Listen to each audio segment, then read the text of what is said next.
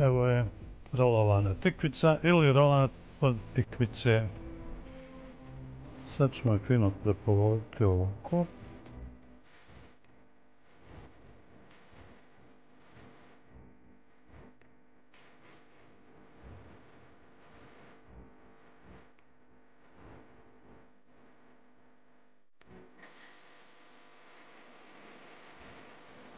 Evo sad treba i probati narodi.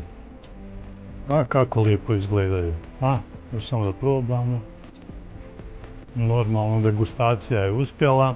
Sve je uspjelo, perfektno je. Super je. Probajte i ovaj recept, bit ćete zaista sretni, siti i zadovoljni. Do gledanja.